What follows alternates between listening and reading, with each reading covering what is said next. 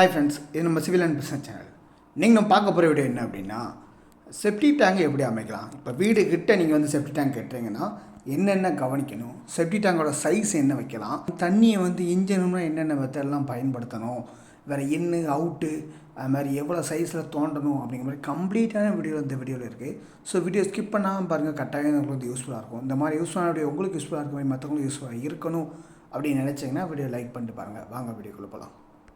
ஒரு அழகான ஒரு பிளான் தேவை, ஏன்னா வாஸ்துப்படி நான் வந்து வீடு கட்டலான் இருக்கேன். ஸோ அது எனக்கு தேவை. அது மாதிரி அந்த பிளானுக்கு எவ்வளோ மெட்டீரியல் வரும், மணல், சிமெண்ட்டு, செங்கல், அதுக்கான காஸ்ட் எவ்வளவு, அந்த பில்டிங்க்கான ஓவரால் காஸ்ட் எவ்வளவு அப்படிங்கிறது எனக்கு ஒரு எஸ்டிமேஷன் நான் பண்ணி தரணும். அப்படின்னாலும் இல்லை அப்படின்னா பிளானுக்கு என்ன சைஸில் பில்லர் போடணும், என்ன கம்பி போடணும், எத்தனை கம்பி போடணும், எவ்வளோ குவான்டிட்டி ஆஃப் ஸ்டீல் போடணும் அப்படிங்கிற கம்ப்ளீட் செக்சுரல் சம்மந்தமான டீட்டெயில் வேணும். இல்லை அப்படின்னா அந்த பிளானுக்கு எலிவேஷன் தேவை, முகப்பு தேவை.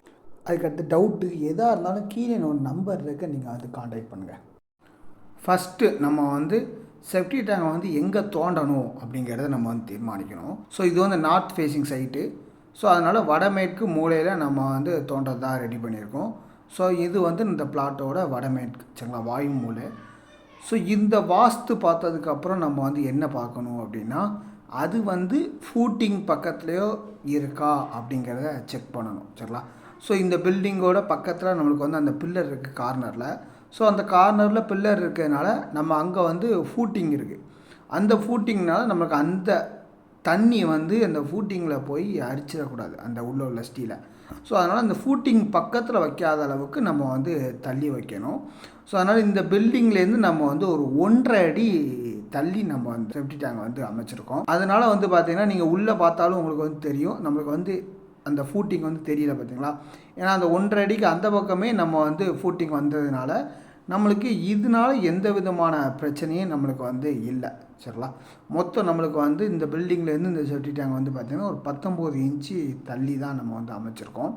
அது மாதிரி இந்த செப்டி டேங்க் தோண்டையில் நம்ம வந்து என்ன பார்க்கணும் அப்படின்னா, அதோட சைஸஸை வந்து நம்ம வந்து தீர்மானிக்கணும். ரெண்டாவது அந்த சைஸஸ் வந்து எவ்வளோ வைக்கணும் அப்படின்னா, அந்த லென்த்தை விட இந்த பிரெத்து வந்து கம்மியாக இருக்கணும் சரிங்களா. ஒரு ஸ்கொயராக இருக்கவே கூடாது செப்டி டேங்கை பொறுத்த வரைக்கும். நம்ம சம்பு வந்து ஸ்கொயராக வச்சுக்கலாம். ஆனால் செப்டி டேங்கை பொறுத்த வரைக்கும் வந்து பார்த்திங்கன்னா ரெக்டாங்குலராக தான் இருக்கணும். பிரெத்தை விட லென்த்து வந்து அதிகமாக இருக்கணும் சரிங்களா. இப்போ உதாரணத்துக்கு ஒரு 4 அடி நம்ம வந்து வைக்கோம் அப்படின்னா ஒரு 8 அடி 6 to 8 அடி நம்மளுக்கு வந்து லென்த் இருக்கணும் அகலத்தை விட சரிங்களா.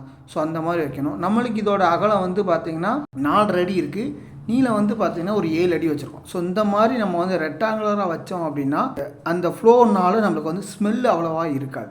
இதோட சைஸஸ் வந்து நம்ம வந்து தோண்டையில் வந்து பார்த்திங்கன்னா பக்கத்துக்கு ஒரு 1/2 அடியிலேருந்து 1 அடி வந்து கொஞ்சம் எக்ஸ்ட்ரா தோண்டிட்டோம் அப்படின்னா நம்ம பிரிக் ஒர்க் பண்ணையில் நம்மளுக்கு வந்து கொஞ்சம் ஈஸியாக இருக்கும். அடுத்து வந்து பார்த்திங்கன்னா இந்த கலவையும் அந்த மண்ணும் வந்து மிக்ஸ் ஆகாமல், ஏன்னா சில இடத்துல ஜேஜிபி வச்சு தோண்டணும் அப்படின்னா மேலே முன்ன தள்ளி இருக்கும், கீழே உள்ளே போயிருக்கும். ஸோ இந்த மாதிரி பாதிப்பு இருக்கிறதுனால நம்ம வந்து பிரிக் ஒர்க் கெட்டையில் அது வந்து ஒரே அலைன்மெண்ட்டில் இருக்காது. அடுத்து வந்து பார்த்திங்கன்னா அந்த மண்ணோட அந்த கலவையும் மிக்ஸ் ஆகிரும்.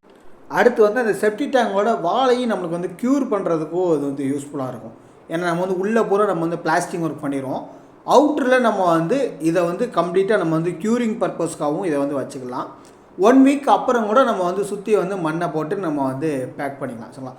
இந்த மாதிரி அட்வான்டேஜஸ்லாம் நம்ம இந்த மாதிரி எக்ஸ்ட்ரா தோன்றதுனால நம்மளுக்கு வந்து இருக்குது. அடுத்து வந்து பார்த்திங்கன்னா நம்ம வந்து தண்ணீரை பூரா நம்ம வந்து வெளியேற்றதுக்கான ஒரு வழிவகை செய்யணும். ஏன்னா அதிகமான தண்ணீர் வந்தது அப்படின்னா ஈஸியாக நமக்கு வந்து செப்டி டேங்க் வந்து நிறைஞ்சிரும்.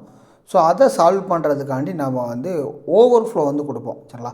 இப்போ ஒரு 4 இன்ச்சு நம்ம வந்து இன்னு கொடுத்துருக்கோம், 6 இன்ச்சு வந்து ஒரு அவுட்டு சரிங்களா, வெளியே எடுக்கிறதுக்கான 6 இன்ச்சு அவுட்டு, அந்த 4 இன்ச்சு வந்து பார்த்திங்கன்னா இன்னு.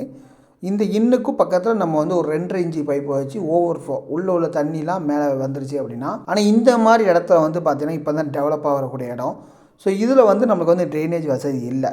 ஸோ அந்த மாதிரி இடத்துல பெரும்பாலான நம்ம வந்து இப்போ புதுசாக கன்ஸ்ட்ரக்ஷன் பண்ண போகிறோம் அப்படின்னா ட்ரைனேஜ் வந்து இருக்காது, நல்ல டெவலப்டு ஏரியாவில்னா இருக்கும். ஸோ அதை பூரா கடத்துறதுக்காண்டி நம்ம வந்து ஒரு 2.5 இன்ச்சு பைப்பை வச்சு நம்ம வந்து ட்ரைனேஜில் கொண்டு. ஸோ அந்த ட்ரைனேஜ் இல்லாத இடத்துல நம்ம வந்து என்ன பண்ணணும் அப்படின்னா, நம்ம இந்த மாதிரி எல்லா இடத்துலையும் வந்து பார்த்திங்கன்னா பைப்பு வந்து வச்சுக்கணும் சரிங்களா. ஸோ இந்த மாதிரி நம்ம வந்து பைப்பை வந்து வச்சுக்கிட்டோம் அப்படின்னா அந்த பைப் வந்து என்ன செய்யும் அப்படின்னா உள்ள தண்ணீரை பூரா வந்து பார்த்திங்கன்னா வெளியே கடத்திடும். ஆனால் இந்த பைப் வைக்கக்கூடிய இடத்துல முக்கியமான இடம் என்ன அப்படின்னா, எங்கே வைக்கக்கூடாது அப்படின்னா நியர்பையாக பில்டிங் இருக்குது. இப்போ இதோட லெஃப்ட் சைடில் வந்து பார்த்திங்கன்னா நம்மளுக்கு வந்து பில்டிங் இருக்குது. பில்டிங் வால் இருக்கனால அங்கே நம்ம வந்து வைக்கலை. ஸோ இதோட ரைட் சைடில் வச்சுருக்கோம். அது மாதிரி வந்து பார்த்திங்கன்னா பேக் சைடில் வச்சுருக்கோம். முக்கியமாக என்ன பார்க்கணும் அப்படின்னா பக்கத்தில் வந்து போர் இருக்கா அப்படிங்கிறத பார்க்கணும். நம்மளோட போர் வந்து பார்த்திங்கன்னா கொஞ்சம் அந்த சைடு தான் இருக்குது. அங்கே இருக்கிறதுனால வந்து பார்த்திங்கன்னா இது வந்து எந்த விதமான பாதிப்பும் தராத அப்படிங்கிற காரணத்தினால நம்ம வந்து இந்த மாதிரி பைப்ஸ் வந்து வச்சுருக்கோம். இது வந்து தண்ணியை பூரா நம்மளுக்கு வந்து வெளியே கடத்தி கொண்டு போயிடும். அது மாதிரி கீழே வந்து பார்த்திங்கன்னா நம்ம வந்து ஒரு பிசிசி ஒரு லேயர் போட்டோம் அப்படின்னா நம்ம வந்து பின் நாட்களில் நம்ம வந்து அதை வந்து ட்ரைனேஜ் அப்புறப்படுத்தணும் அப்படின்னு நினச்சாலும் நம்ம வந்து மண்ணோடு அது வந்து சேர்த்து வராமல் நம்ம அதையும் வந்து அவாய்ட் பண்ணிக்கலாம். அது மாதிரி கம்ப்ளீட்டாக இந்த மாதிரி நம்ம வந்து என்ன பிரிக்கு யூஸ் பண்ணால் ஃப்ளை ஆஷ் பிரிக்கை யூஸ் பண்ணி நம்ம வந்து பிளாஸ்டிங் ஒர்க் பண்ணிட்டோம் அப்படின்னா அது வந்து ஸ்ட்ரென்த் யூஸ். ஃப்ளை ஆஷ் பிரிக்கையோட அட்வான்டேஜ் என்ன அப்படின்னா வாட்டர் அப்சார்ப்ஷன் கெப்பாசிட்டி வந்து கம்மி அப்படிங்கிறனாலையும், இன்னொன்று வந்து பார்த்திங்கன்னா அது வந்து பிளாஸ்டிங் ஒர்க் பண்ணதுனால அதிக ஸ்ட்ரென்த் இருக்கும் அப்படிங்கிறதுனாலையும் நம்ம வந்து இந்த மாதிரி ஃப்ளை ஆஷ் பிரிக்கை பயன்படுத்தி நம்ம இந்த மாதிரி கம்ப்ளீட்டாக பண்ணோம் அப்படின்னா இந்த பில்டிங்க்கும் இந்த செப்டிக் டேங்க்கும் லைஃப் வந்து நம்ம வந்து அதிகமாக கொடுக்கணும். சரிங்களா? அந்த செப்டிக் டேங்க்னால இந்த பில்டிங்க்கும் பாதிப்பு வராது. இந்த செப்டிக் டேங்கோட லைஃப்பையும் நம்ம வந்து அதிகப்படுத்தலாம். ஸோ இந்த மாதிரி ஒவ்வொன்றையும் நம்ம வந்து பார்த்து பண்ணோம் அப்படின்னா நம்மளோட பில்டிங்கோட லைஃப்பை நம்மளால் அதிகரிக்க முடியும். தேங்க்யூ ஃபார் வாட்சிங் திஸ் வீடியோ. தேங்க்யூ.